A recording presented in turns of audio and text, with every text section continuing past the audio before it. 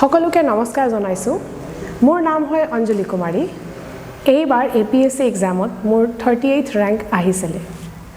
মোৰ এটো মোৰ ফাৰ্স্ট অ্যাটেম্প্ট আছিল আৰু যেহেতু এতিয়া আমাৰ মেইনছ এক্সাম আহি আছে বিভিন্ন প্ৰকাৰৰ মই মেছেজ খিনি পাইছো বহুত ষ্টুডেন্টস খিনি মোক কৈছে যে মেম ভয় লাগি আছে মেম আমি পুৰা পাহৰি গৈ আছো দিস ইজ very normal আপোনালোকক একো ভয় খাব নালাগে কাৰণ যে এই ষ্টেজত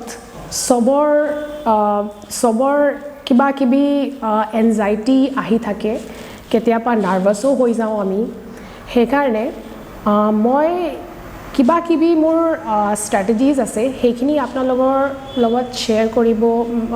আজি চেষ্টা কৰিম মই হেতু নকও যে মোৰ ষ্ট্ৰেটেজিয়ে সবতকে ভাল হয় তথাপিও কিছুমান মোৰ ষ্ট্ৰেটেজি সবৰ জিমান নলেজ খিনি আছে এই বেছৰ যদি আপোনালোক ব্যৱহাৰ কৰে মই নিশ্চিত ভাবে মানে জানো যে আপোনালোকৰ লাভ হ'বই হ'ব হেকাৰণে আপোনালোকৰ লগত মই এতিয়া মোৰ ষ্ট্ৰেটেজি শেয়াৰ কৰিম ঠিক আছে এতিয়া মই আপোনালোকক কৈছিলো যে মোৰ কিবা কিবি ষ্ট্ৰেটেজিজ আছে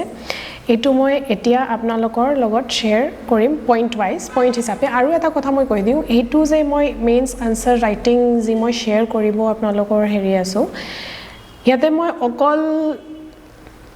আনসাৰ ৰাইটিং কৰিম ইয়াতে এছে নাই এছে ষ্ট্ৰেটেজি নাই ইয়াতে হেকাৰণে মই আপোনালোকৰ আগতেহে কৈ আছো এটো কথা আচ্ছা এতিয়া আমি স্টাৰ্ট কৰো সবতকে প্ৰথম হয় যে 20 question are asked with 10 questions being of 10 marks while the rest 10 questions being of 15 marks মানে আমাৰ আসল এক্সামত কি হয় আমি জিএস পেপাৰত আমাৰ 20 টা মান কোৱেশ্চন আহে তাতে 10 টা মান কোৱেশ্চন আহে আমাৰ 10 টা মাৰ্কৰ আৰু 10 টা মান কোৱেশ্চন আহে 15 মাৰ্কছৰ এই কোৱেশ্চনছ খিনি মই ওয়াৰ্ড লিমিট আৰু পেজেস কি দিয়ে হেখিনিও লিখি দিছো কাৰণ যে মই হেতুও পাইছো যে কোনোবা ষ্টুডেন্টে মোক এদিন ডাউট সুধিছিলে যে ম্যাম 15 মাৰ্কছৰ কাৰণে আমাৰ অকল 3 পেজ লিখিব লাগে নে নহয় এটো ইউপিএসসি নাই আৰু এই মই কি হিচাপে কৈ আছো কাৰণ যে আমাৰ স্যাম্পল কোৱেশ্চন পেপাৰ যি দিছে ইয়াৰ উপৰি মই কোৱেশ্চনছ কৈ আছো যে 20 টা মান হ'ব আৰু 10 টা মান হ'ব আপোনাৰ কি কয় 10 মাৰ্কছৰ আৰু 10 টা মান হ'ব আপোনাৰ 15 মাৰ্কছৰ আৰু লাষ্ট ইয়াৰ কোৱেশ্চন পেপাৰত আমি যি আনসাৰ স্ক্ৰিপ্ট পাইছিলো তাতেও আমি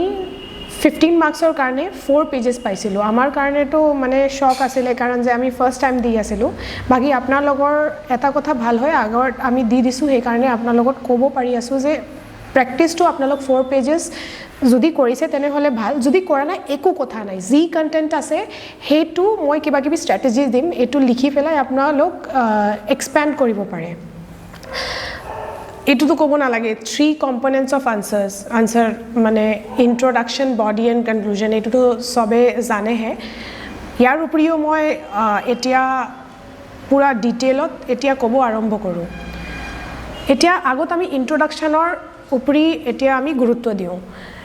তেনে হলে মই হেতু ইয়াতে দিছো যে try to introduce your answer by either I have given 3 ways by which you can introduce your answer the first thing is giving a definition মানে ইয়াতে মই এটা উদাহৰণ হিচাপে দিছো যদি কোৱেশ্চন দিছে জেন্ডাৰ বাজেটিংৰ ওপৰত তেনে হলে আপোনালোক জেন্ডাৰ বাজেটিংৰ ওপৰত দিব পাৰে যে কি হয় জেন্ডাৰ বাজেটিং হেনেকে ধৰণৰ যদি আপোনালোক ভ্যালুজৰ ওপৰত বা এনেকে ধৰণৰ কিবা কিবি কনসেপ্টৰ ওপৰত আপুনি কোৱেশ্চন পায় তেনে হলে আপোনালোক ইয়াৰ বিষয়ত এক্সপ্লেনেশন হিচাপে দিব পাৰে ডেফিনিশন হিচাপেও দিব পাৰে আপোনালোক ইন্ট্ৰডাকশনটো এতিয়া সেকেন্ড পইণ্টটো হয় আমি স্টাৰ্ট কৰো starting with ডেটাস and facts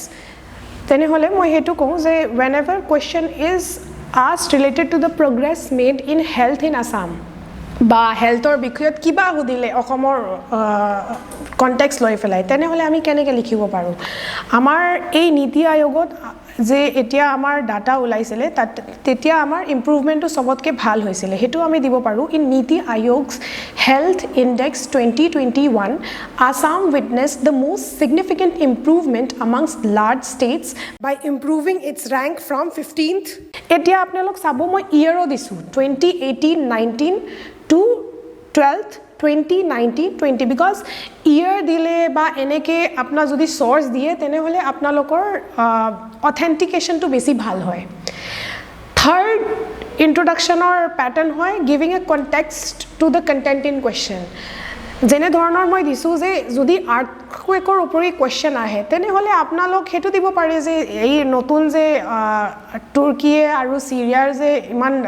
mane dangor scale or je earthquake hoisile hetu dibo paro je eneke jeneke moi disu in February 2023 a major earthquake of 7.8 Richter scale happened in Turkey and Syria. This highlighted this highly devastating incident brought the attention of the geologists to this disaster. Heneke dhornor dile ho it's good. Etia moi kiba note hisabe jesu je mane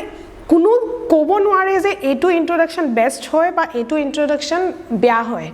বাকি কথাটো হেতু হয় যে আপোনাৰ যে question হয় question চাই ফেলাইহে আপোনালোক ইন্ট্ৰোডাকশনটো ডিসাইড কৰিব আৰু এটা কথা মই কৈ দিও যে একে ধৰণৰ ইন্ট্ৰোডাকশনটো সদায় নিদিব যদি আপোনালোক ডেফিনিশন দি আছে ভাবক 5টা মান কোৱেশ্চনত তেনেহলে নেক্সট 5টা মান কোৱেশ্চনক নহলে এনে জাম্প কৰি ফেলাই আপোনালোক কনটেক্সট হিচাপে দিওক নহলে ফ্যাক্ট হিচাপে মোৰ কাৰণে মই নিজৰ যদি এক্সপেৰিয়েন্স কয় তেনেহলে মোৰ বেছি ভাগে মই ফ্যাক্টস হিচাপে হে ইন্ট্ৰোডাকশন দি আছিলো ইয়াৰ পিছত এতিয়া আমি নেক্সট পাৰ্টত যাম যেটো হয় বডি পাৰ্টত মই একদম মানে ডিটেইলছত যিমান পাৰিলো হিমান দিছো তেনেহলে মই ইয়াতে সবতকে প্ৰথম যে মই দিছো এটো মই দিছো যে for body please try to focus primarily on the demand of the question কথাটো এটো হয় যে কেতিয়াবা আপোনালোকৰ হুদে যে critically examine বা discuss বা আপোনালোকৰ হুদে মানে question or directive to কিবা বেলেগ আছে বাকি আপোনালোক যদি আনসারত লিখি আছে কিবা বেলেগ তেনে হলে আপোনাৰ আনসাৰটো এনে ৰং হৈ যায় উদাহৰণ হিচাপে মই দিছো যে if the question is asking you to give critical comments on Assam bamboo and cane policy 2019 in this question please don't end up writing about what is there in the policy karon je apnalokor hetu to hudai nai yate hudise critical comments dibole tene hole apnalok demerits jiman pare besi bhage dibo merits to okkoman dibo ei hisabe apnalokor directive to ekdom focusot rakhibo next hisabe moi disu that also while writing answer point wise muk bahut student e muk khudise ma'am ami point wise likhu ne ma'am ami paragraph wise likhu moi etai kotha kom je point wise likhile tomar structuring to apnalokor bahut bhal hoy structuring mane point to ekdom distinctly gom pai je ki likhe ase aru evaluator to bhalke sabo pare baki moi etai kotha kom je question or oporot nirbhor kore je apna paragraph wise likhibo ne point wise ob jene moi yate eta udaharon hisabe disu je jodi apnalokor ethics paper ot kiba apnalokor hudise kiba court or oporot kobole then hole it is usually not suggested for you to write in point wise you can write paragraph wise it's fine however you make sure that the paragraph is not too long per paragraph please try to stick to 4 to 5 lines karon je basic digholia hole exam evaluator ro interest to lose koris de next question hoy next point hoy try to underline the important parts in your answer by using your pen or pencil eta kotha moi koi diu apna lokor examiner ba evaluator jone answer evaluate kore দেখেত কেতিয়াও আপনার গুটে খিনি কথা নপহিব অকল যে আপনালোক কি যে highlight করে highlight two একদম ইম্পর্টেন্ট যে পার্ট হয় তাতেহে দিব এই ভাগে বেশি আমার চকুতেও সবতকে প্রথম হেতুয়ে পড়ে আর ইভালুয়েটর টু এই ভাবে বেশি গুরুত্ব দিয়ে সেই কারণে আন্ডারলাইনটো যিমান পারে হিমান ভালকে কৰিব নেক্সট টু পার্ট মই কলো যে নেক্সট টু পার্ট আছে যে try to right each paragraph in your answer 4 to 5 etu moi agote ho koi dilu apnak je পেৰাগ্ৰাফটো সৰু কৰিব লাগিব ইয়াৰ উপৰি মই আৰু বেছি নকওঁ বাকি এটাই কথা কওঁ যে বহুত ষ্টুডেন্টস ইয়াৰ কাৰণে লো মাৰ্কসও পায় সেইকাৰণে হেতু কথাত আপোনাক গুৰুত্ব দিব try to draw relevant schematics diagrams and maps এটো মই বহুত ডিটেইলছত ডিল কৰিছো ইয়াৰ উপৰি মই বেছি নকওঁ বাকি মই ৰিপ্ৰেজেন্টেশন হিচাপে মই কিবা কিবি মোৰ এই ৰিপ্ৰেজেন্টেশন হিচাপে ইয়াতে দি দিছো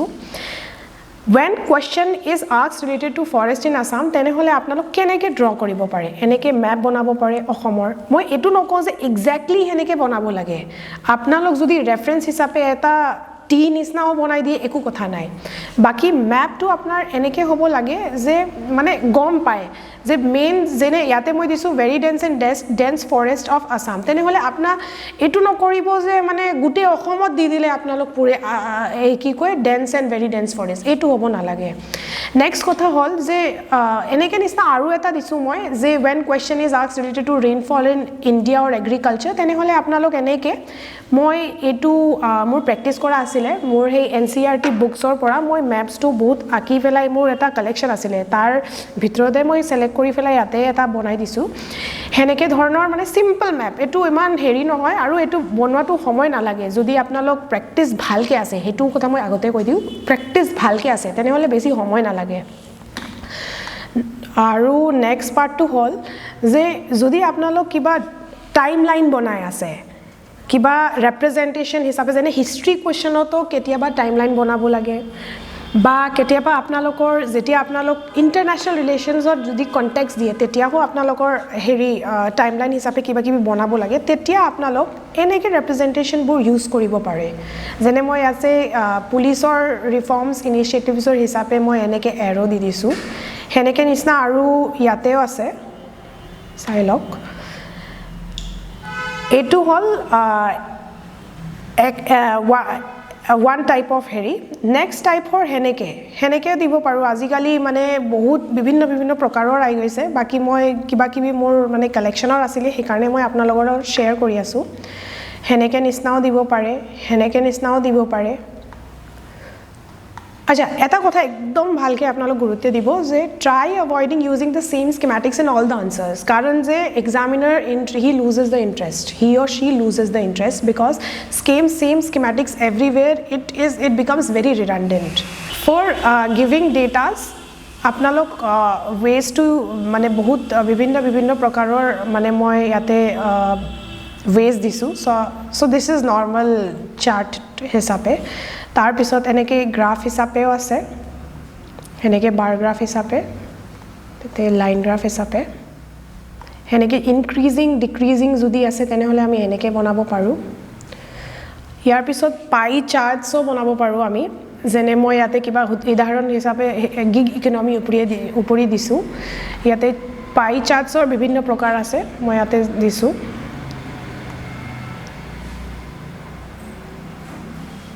আৰু সাৰ্কুলাৰ ৰিপ্ৰেজেন্টেশন হিসাবে যেনে থাকে সাৰ্কুলাৰ ইকোনমি তেনেহলে আমি কেনেকে ৰিপ্ৰেজেন্ট কৰো এটো আমি এনেকে কৰিব পাৰো পাৰ্ট এ টু বি মানে কি প্ৰসেসত আছিল হেনেকে তাৰ পিছত হেনেকে এন্ড হাব এন্ড স্পোক মডেলটো কমন হয় তথাপিও ইয়াৰ উপৰিও মই এটা দি দিছো সাৰ্কুলাৰ হয় এনেকে দিব পাৰে বা পলিগনাল যেনে পেন্টাগনাল হলে তেনেহলে আপোনালোক এনেকে দিব পাৰে হেপ্টাগনাল হলে হেনেকে দিব পাৰে এতিয়া হাইৰাৰ্কি যেতিয়া আহে হাইৰাৰ্কিটো কেনেকে আমি ৰিপ্ৰেজেন্ট কৰো হাইৰাৰ্কি ৰিপ্ৰেজেন্ট কৰা কাৰণেও মই এটা মোৰ হিচাপে যি মোক ভাল লাগিছিল হেতু মই দিছো ইয়াতে হয় যে ইয়াতে নোট হিচাপে মই ইয়াতে দি দিছো যে ইয়াতে ভিতৰতে ডেসক্ৰিপচন দি দিও হেনেকে এই ৰাউন্ড হিচাপেও দিব পাৰো ইয়াত এনেকে দিব পাৰো ইয়াত এনেকে কি হয় ইয়াতে আমি অকল নামটা লিখো কি আছে ইয়াৰ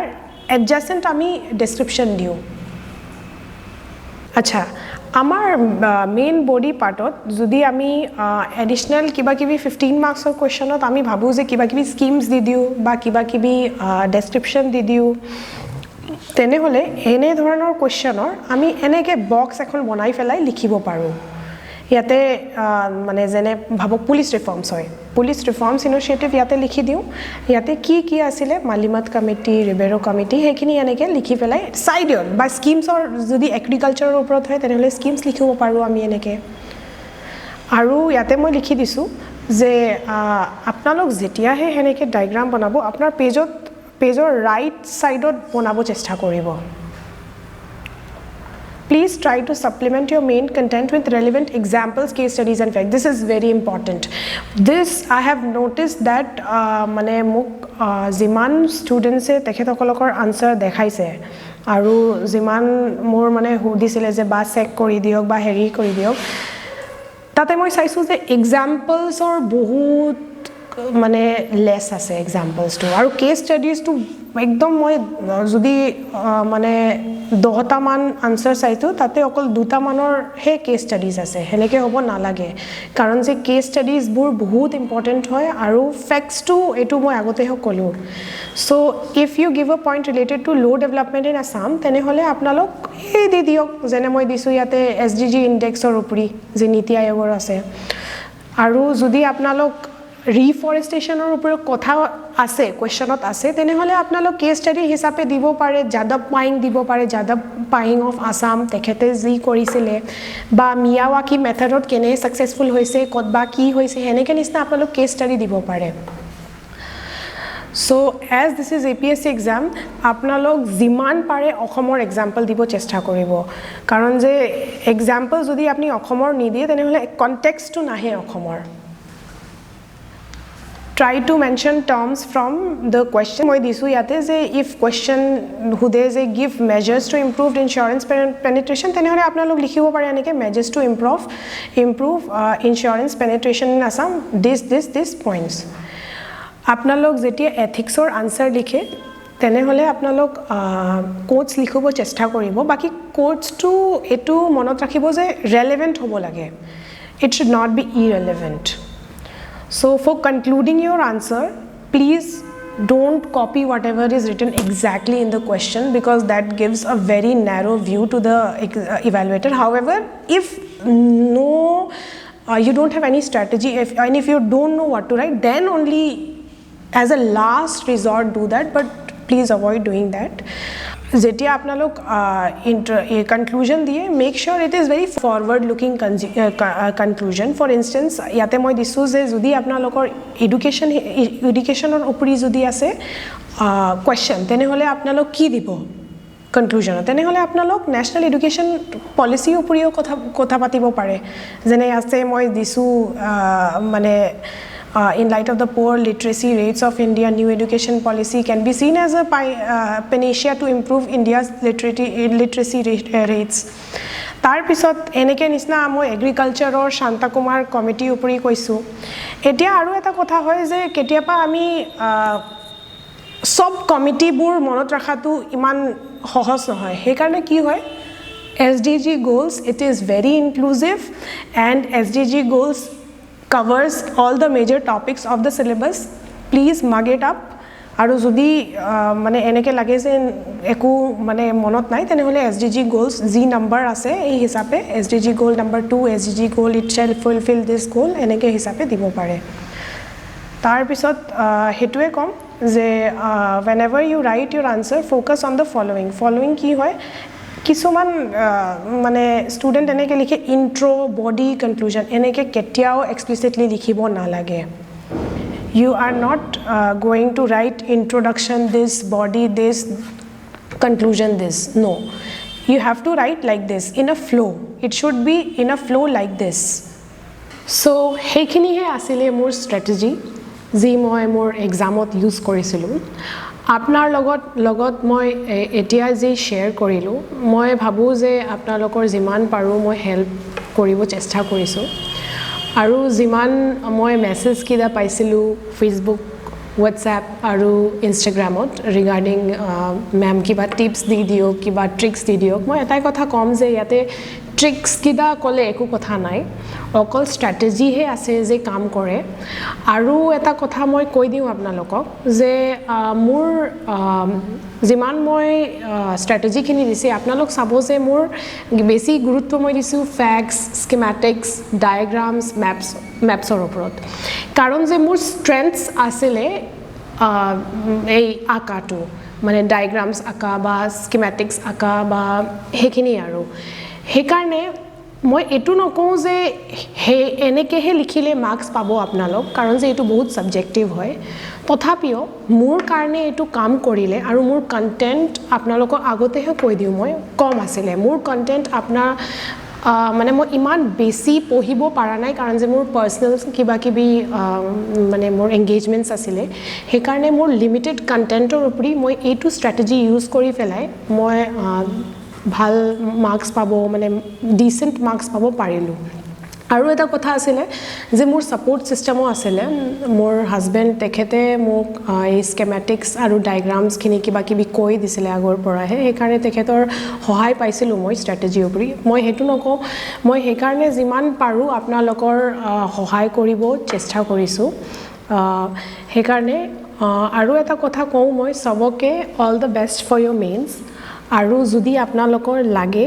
যে কিবা মোৰ আনচাৰ্ছখিনি লাগে তেনেহ'লে মই শ্বেয়াৰ কৰিব পাৰোঁ আপোনালোকৰ লগত আৰু যদি আপোনালোকক সেইটো লাগে যে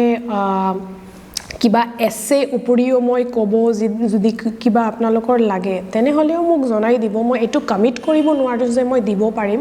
বাকী মই এটা কিবা গ্ৰুপ হিচাপে তাতে কিবা কিবি মোৰ ডকুমেণ্টছ মোৰ যিমানখিনি মই লিখিছোঁ এইটো শ্বেয়াৰ কৰিব আপোনালোকৰ লগত পাৰে আপোনালোক কওক